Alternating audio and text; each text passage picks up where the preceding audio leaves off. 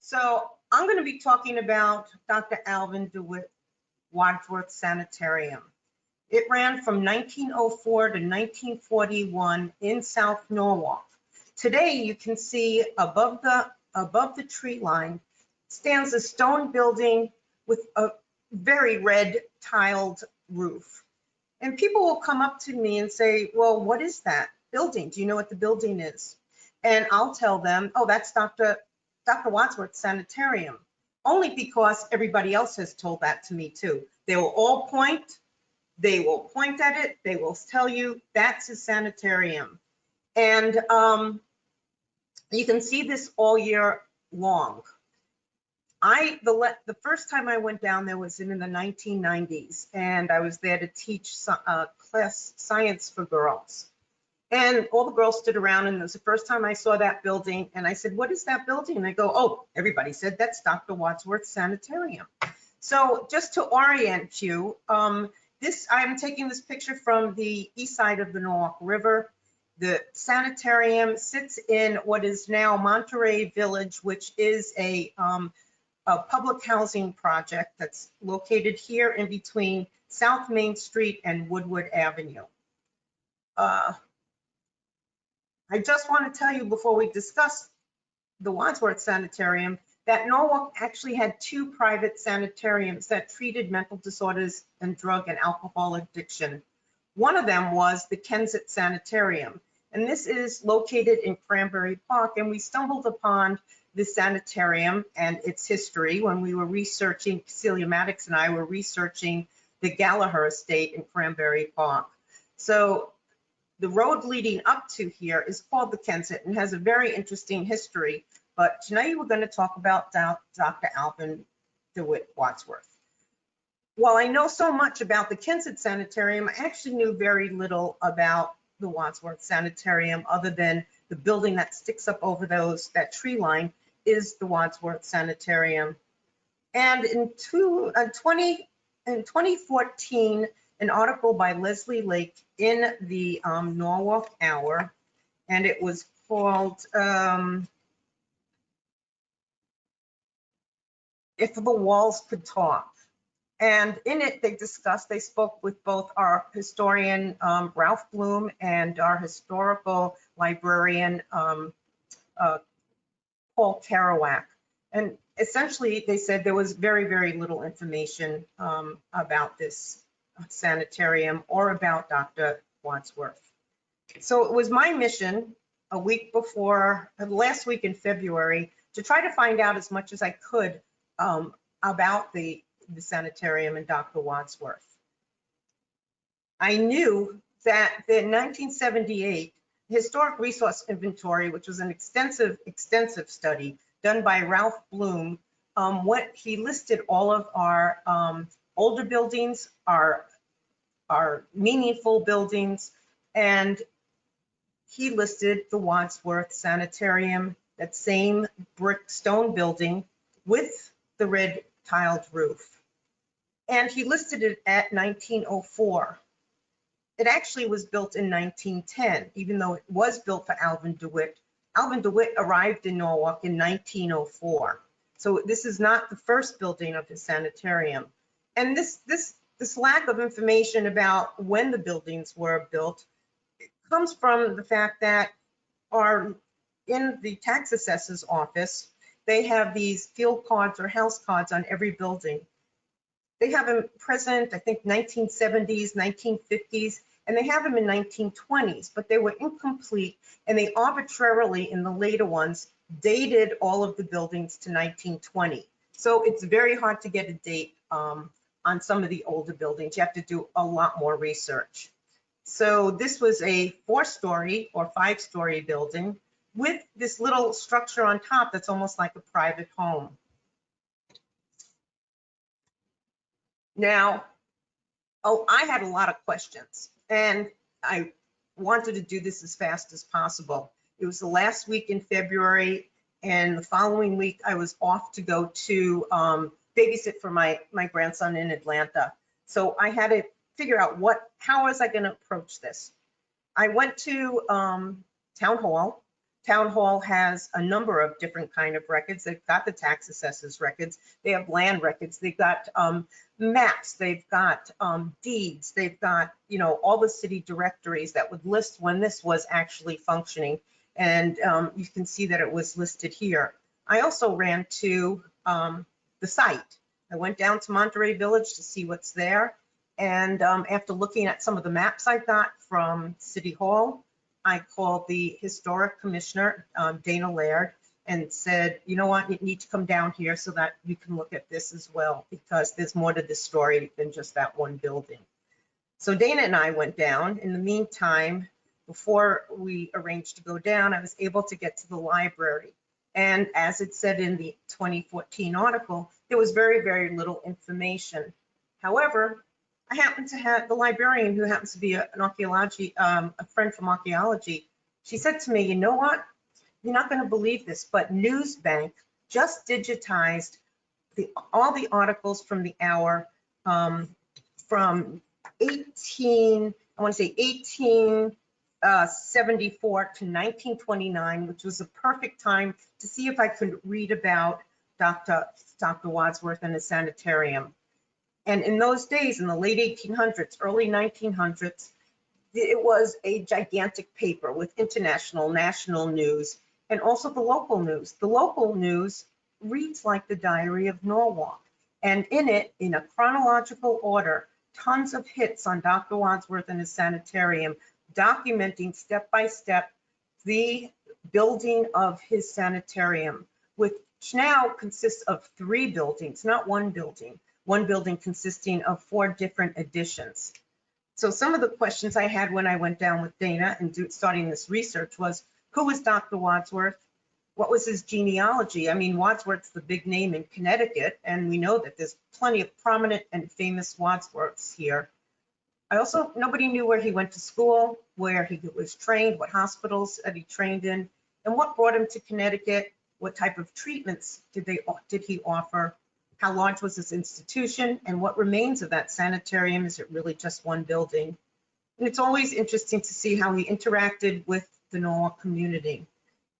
And I really wanted to find out, because of preservation, is Dr. Wadsworth's sanitarium significant and should be recognized?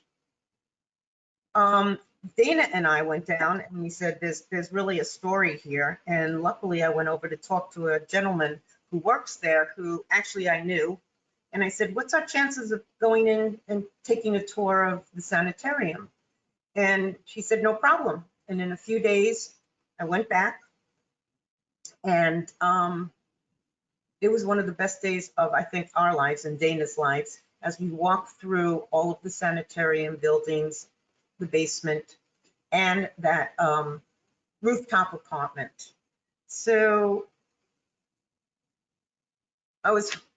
once I got back from Atlanta, COVID had hit. I couldn't get to the libraries anymore. City Hall was closed, but I was able to do some ancestry research. I also was able to do read all through the Norwalk Hour from the 1904 to 1929.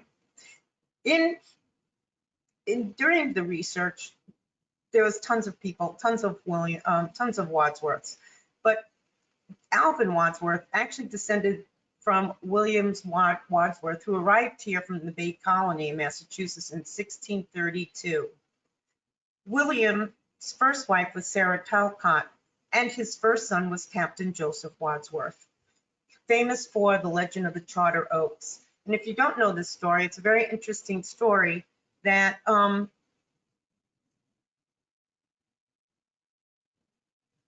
what happened is that Connecticut had received a charter which gave it a lot of self-rule, self-government. And that was it was under King Charles II. When King James came into power, he wanted to rein in the Connecticut colony and revoke that charter. So Joseph Wadsworth actually had a meeting. The charter was on the table. It was in a tavern. The lights went out, the candle lights went out, and Joseph Wadsworth took that charter, shoved it into a hollow of a white oak tree, and the white oak tree now became known as the Charter Oak, which is one of our symbols. So this is the direct line from William Wadsworth. He also, when he left Boston, he ended up moving with about 100 people and Reverend Thomas Hooker to settle in Hartford. So he was one of the original proprietors in Hartford. After Sarah Talcott died, he married Elizabeth Stone, and through successive generations was Daniel Wadsworth, who came from a very prominent, very wealthy family. He really didn't need to work, so he was able to follow his avocation, which was a painter. And he collected works of art and built this Wadsworth Athenaeum in 1842 that also had a department for research. He was very, he wanted people to really be able to educate themselves. So we know a little bit about his family. Most of the Wadsworths remained in the Hartford area. I think it's called Lebanon, it's called Farmington. A lot of them dispersed themselves over the state and all over the country. But it was Alvin's great-grandfather, his name was Asa Hill, who left Lebanon, Connecticut, and moved to Onondaga, New York, which is the area around Syracuse. And eventually they landed farming, they were farming in West Eaton, New York. So Alvin was born in 1876. He was educated in the public school system. Very interesting. I had time to call all of the schools that he went to find out more information. He actually went through a high school and a preparatory school, the Casanova Seminary. And he attended that. They have him on attendance from 1894 to 1896. And during the same period of 1894, he attended the Colgate Academy, which became Colgate University. At that time, it was more of a prep school. But at the time of graduation in 1896, it wasn't uncommon for medical schools to take in high school graduates. There were a few, like Harvard, that only took in college graduates, but until all of these medical schools were standardized and all the high schools under the Regents program was standardized, high school students were able to apply to medical school. So then he went to one of the first homeopathic medical college, or the Medical College of Philadelphia, named after Hahnemann, who was the father of homeopathic medicine. And they were very nice to send me his transcript so we can see all the classes he took.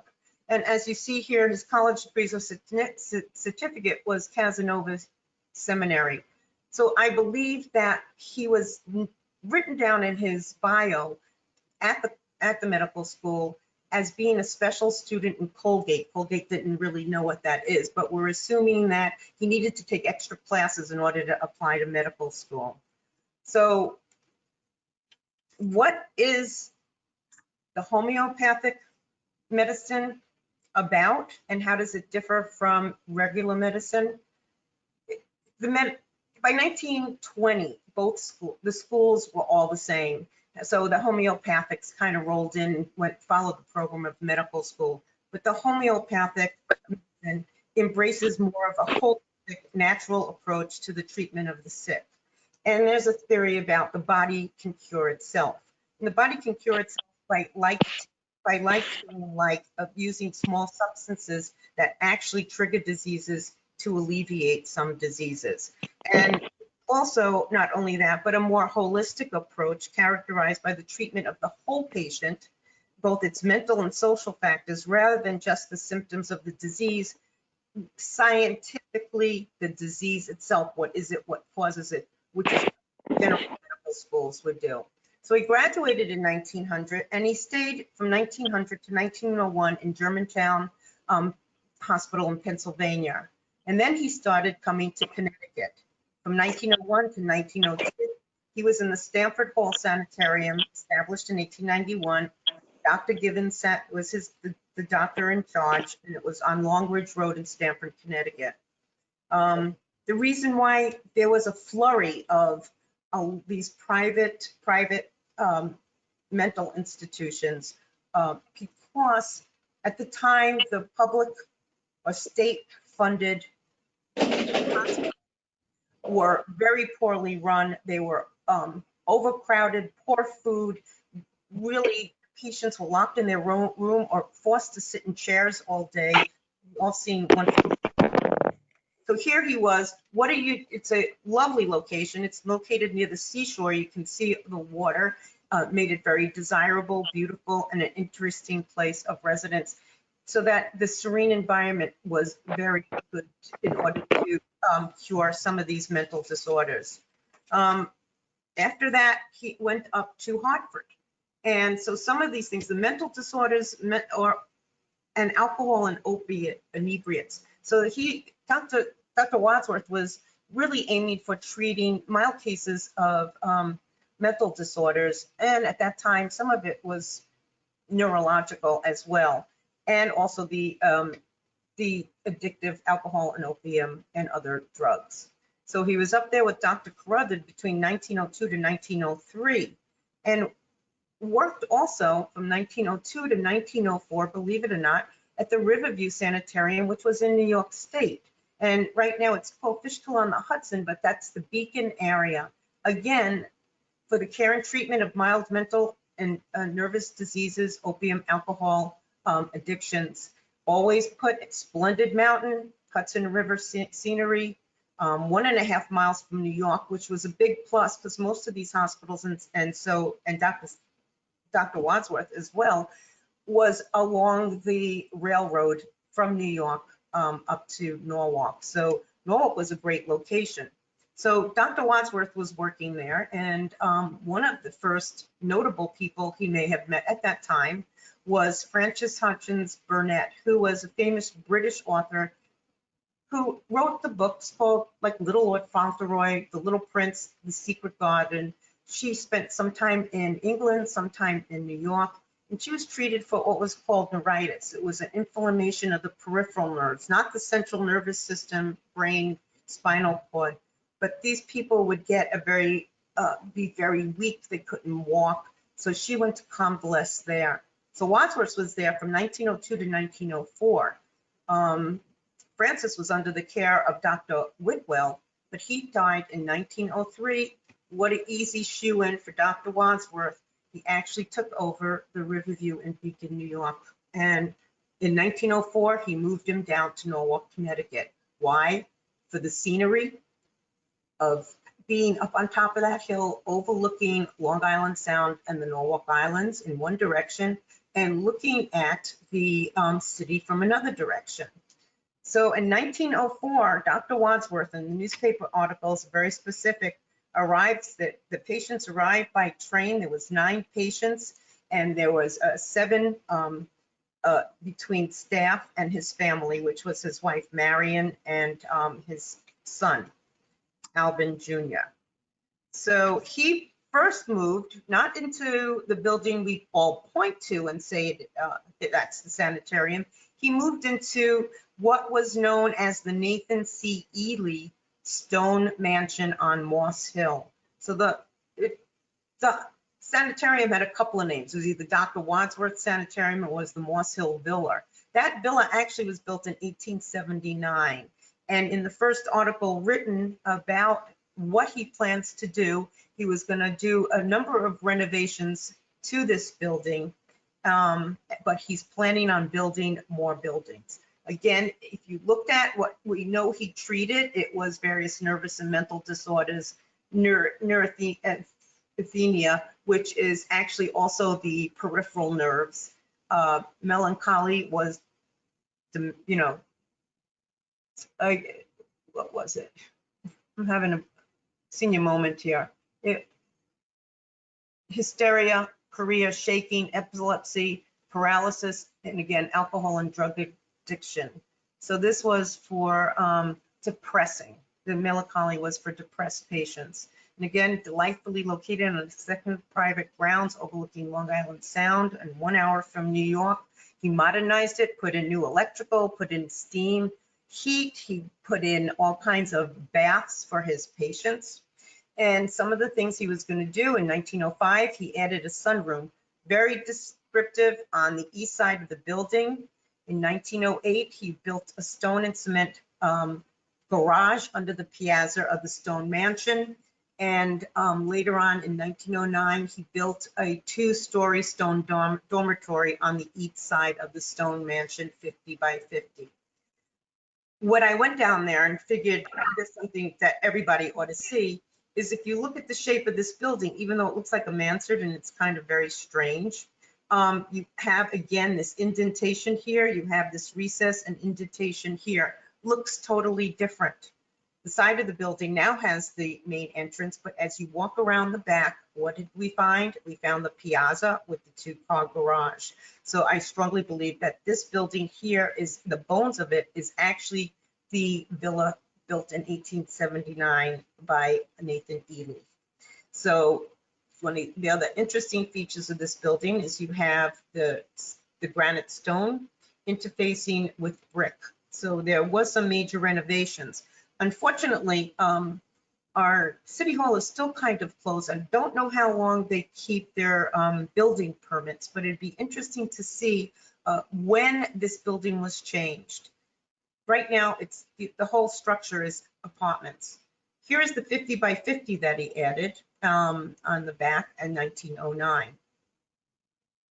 Now, some of the reports, and there is, I know a person who studies asylums, I think it's called the Asylum Project, which actually lists Dr. Wadsworth's Sanitarium as being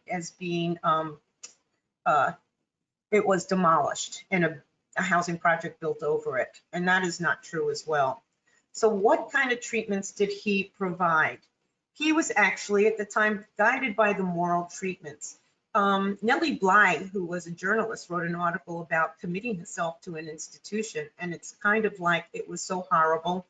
She went in, she was perfectly fine and was losing her mind. She said, if you go into those other type of sanitariums where they lock you up, keep you seated in a chair and just treat you and beat you for not behaving properly, she said you would go crazy.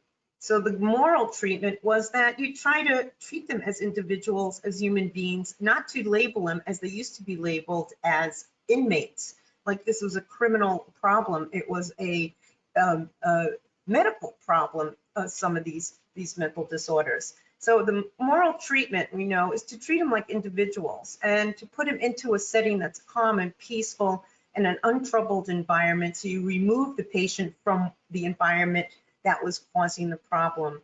And from his homeopathic and holistic background, the treatment included good nutrition, exercise, baths, massages, and rest. And I think some of that good nutrition came from, he actually had a hennery there where he had chickens. And the previous property owner was actually an agriculturalist and had grapevines and other kind of vegetables. So it's very possible that he was actually having the gardeners, raise some of the food that he was eating. And his attention to patients would include daily conversations. And it was that kind of conversations, that therapy that actually would, could help people overcome their mental disorders. As I said, he did not treat violent cases of insanity. So his patients had some liberties. They were free to use the amenities of the property, which included gardens. He had billiard rooms, he had lounging areas, and some had privileges where they were able to actually leave the property. In 1904, Dr. Wadsworth presented a paper to a holistic convention in Chicago, and it was the value of dry hot baths or electric baths in mental and neurological diseases. And what he said is the background information was that they believed, the homeopaths, that we are presented with toxins in the environment, in the foods we eat.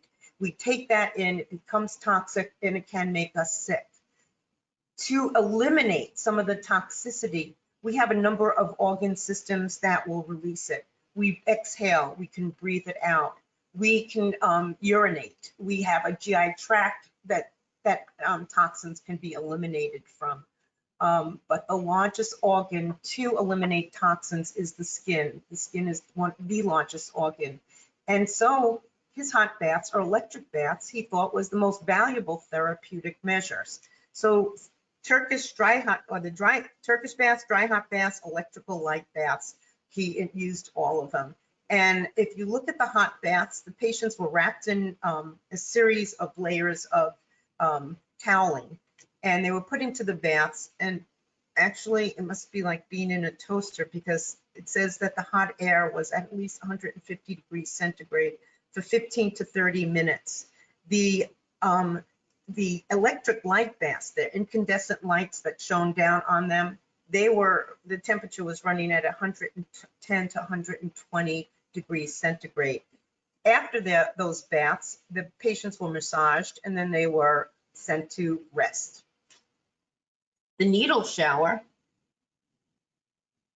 and he developed a bunch of hydrotherapy rooms. The needle baths is just a bunch of different heads where it shoots out water. And we know that's very popular today. You can walk into people's homes and you find these showers with shower heads all over the place. People still use hot baths to sweat baths. The other thing they used are hot and cold baths, depending on what the mental disorder would be a hot bath or a cold bath. But as I look at this person laying in the tub, it reminds me of an ad I saw not too long ago, where this place was offering people to float in the water in these baths for about an hour with music playing. It relieves all the stress. So his philosophy was to relieve the stress on these patients, to provide them with a good environment, and actually to talk to them. So that's basically what we know. I know that there was some operations that went on at the hospital. There was people that convalesced in the hospitals. So that's what we know about what how he treated his patients. In 1909, a news article, Dr. Wadsworth new sanitarium, calling it Woods Court. This is the building that everybody points to. This was finalized in 1910. I think one of the interesting things about this, besides the W on the top, is that, again, the granite from this building was actually excavated from behind it. There's a cliff, so it's built on a ledge, and he had masons, stone workers come and clip away at the stone, creating these blocks, and quarried him for the construction of this building. And the townspeople, written in the articles, they were so impressed with the architecture. They were so impressed with what he was doing. The tower quarters, again, was covered with red Spanish tiles, and there was an elevator that went through the entire building. I just want to say that the people who now own the building, which is kind of a collaborative thing, these tiles were broken and in disrepair. They actually re-roofed the building using a red roof tile. So I think that these people actually have a feeling for preservation as well. So the electric elevator runs up and down. It has an immense basement below it. And he created 6 bedrooms with a bath on each floor, and it was supposed to accommodate between 18 to 50 patients. He said it was grand living room, lounges, billiard room, elegantly designed for more high-priced accommodations. He mentions a pool on the first floor. Walking through there, I didn't see any evidence of a pool, but there was some interesting features in the basement. Why did he change the name to Woods Court? This is an ad probably sometime after 1910, when the stone building was created. And you can see here, there was the first building that he moved into in 1904. And as it goes around, it's kind of like a crescent. So I think he believed this is, more of a court. And at that time, he limited the patients, superior accommodations. And I read a book called Gracefully Insane about McLean's, one of the best mental hospitals in this country, and it's up in Massachusetts, that some of these people actually lived with, really nice furnishings and almost like a home away from home. And up in McLean's, they actually had like houses for these people to live in.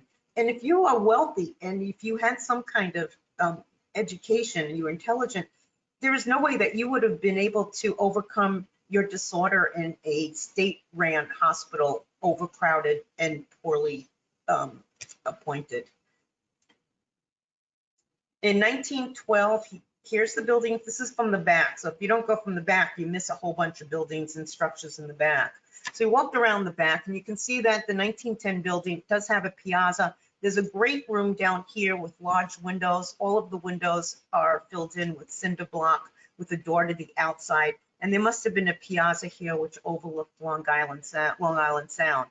Here is a tunnel. The cornerstone says it started in 1912. Massive headers, must have been big, beautiful windows. It must have been wonderful to walk through there and look at the scenery there. Right now, it was rehabbed, the tunnels. It was secured with an iron beam and concrete partitions. But one of the rooms coming right off of the circular staircase, you can see, has this, it's enormous woodworking around it. It has a big lintel on top and a bunch of rooms inside that are basically empty. So we have no idea what he used them for, but I believe this may have been some of the treatment rooms that he used, because why else would you have this grand doorway? So again, coming down through the tunnel, it went out to this plaza, and in 1914, he built a stone building, also excavated from the cliff that's down here, and it contained 2 dining rooms. So by 1914, the tunnel had completed into this building here and over into the first building that he occupied as the sanitarium. So you can walk straight through to all 3 buildings. This one though is first it was the cafeterias were constructed, and then in 1920 he puts a hydrotherapy room on. So when you look at this unit, this building here, these are all now apartments as well. And they told me that the apartments in the 1910 building are enormous. So it must be very pretty too, because they all have this nice view of Long Island Sound. So this is the hydrotherapy addition, and this is the named buildings. The 1910 is building 7, this is building 6, and the brick and stone building is building 5. These are all of the buildings that Dr. Wadsworth build together to build his sanitarium. This was mind-blowing when I first walked into City Hall and started looking at maps. The Sanborn maps, which are insurance maps, you can see that the villa is noticed right here, the shape. The villa is here with the dining rooms, the tunnels, and the 1910 building. And this footprint does not change over time from 1944, and this is probably from the 1970s. Here it is, same footprint, and that's the footprint of today. So it's much larger than that just one building.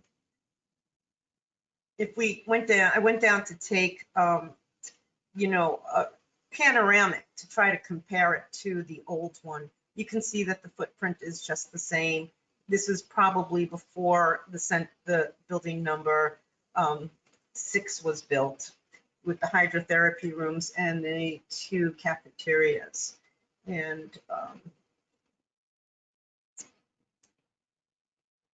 while I was standing there, somebody is looking at me. I have cameras around, I have my camera around my neck. I have my phone taking pictures, and these 2 women are looking at me. And I said, oh, I'm just here to do the Wadsworth, doing some research on the Wadsworth Sanitarium.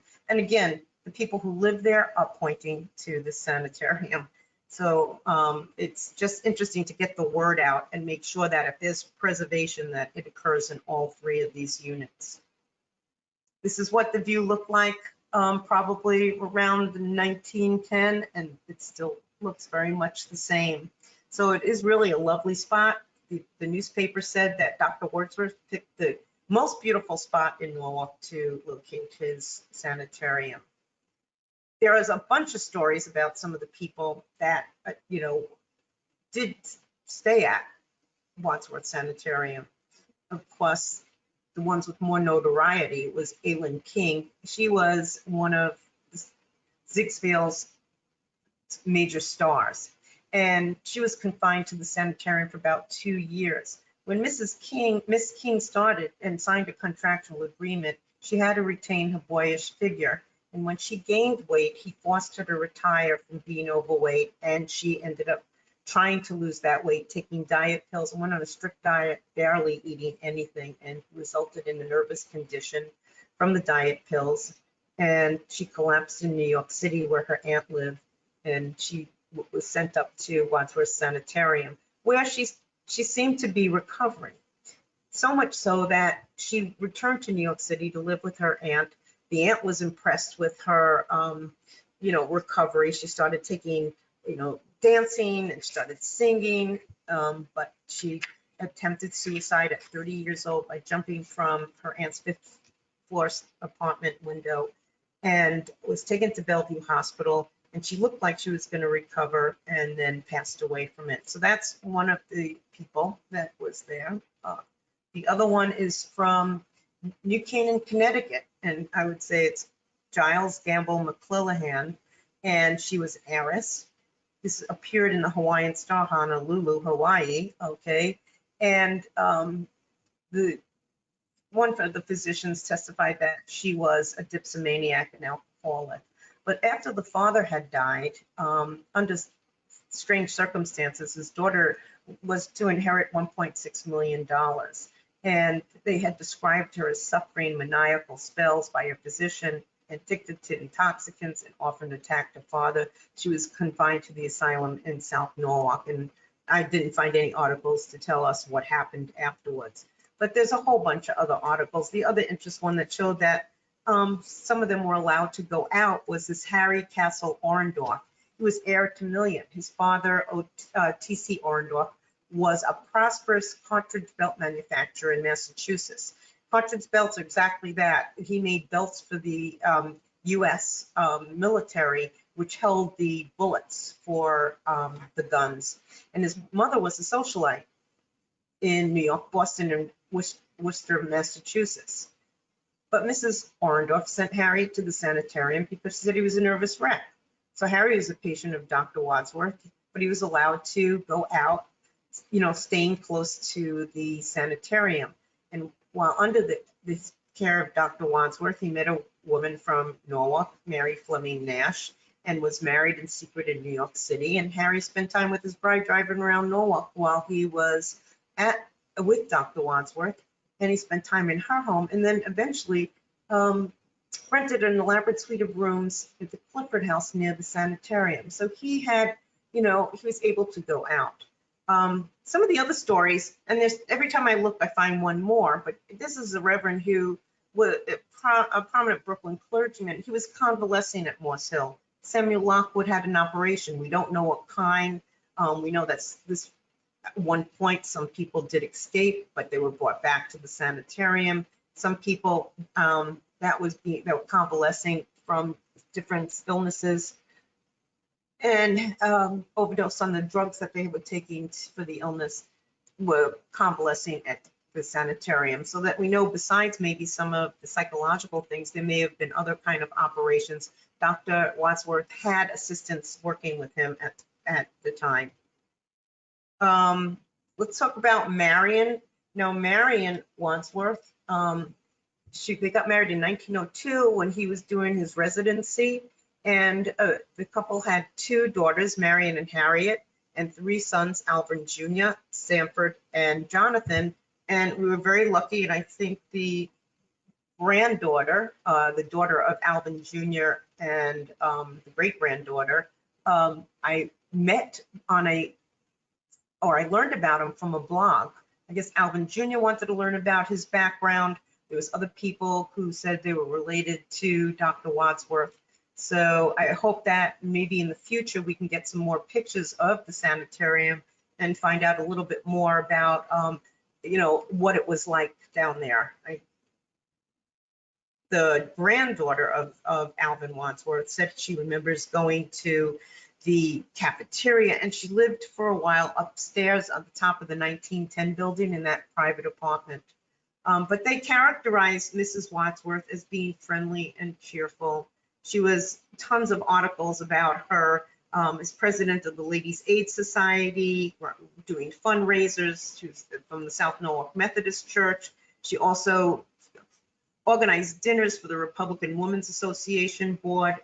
She registered women voters and was constantly having meetings of political nature. So let's finally talk about Dr. Wadsworth. And I just have to state that talking about the moral treatment of patients, there were other psychiatrists that ran sanitariums that called their patients inmates. And Dr. Wadsworth never did call his patient inmates in anything that I've read about him. In the 1910 census, he called his clients boarders. In the 1930s and 40s, they were referred to as patients. He was member of the he was an alienist, which is another word for psychiatry, and they did have an organization in Connecticut. But what the journalists had to say, they loved him. Young and energetic, a well-trained doctor with experience. They said his sanitarium was one of Norwalk's greatest features. They just were like very excited about the architecture of the buildings. And they said they did. Norwalk can boast about a countrywide known sanitarium, and Dr. Wadsworth was a man whom the city can be proud of. He had the future of Norwalk at heart. He was a great citizen. And during inspections, both Norwalk Hospital and Dr. Wadsworths Sanitarium was granted recognition of high standards of proficiency by the American Medical Association year after year. In the community, he was very active. He was one of the first directors of the YMCA. He's the bank president of the First Federal Savings and Loan Association, a board member of Shorehaven Golf Club, and he offered his gardens for school group picnics. Apparently, the grounds were beautifully kept.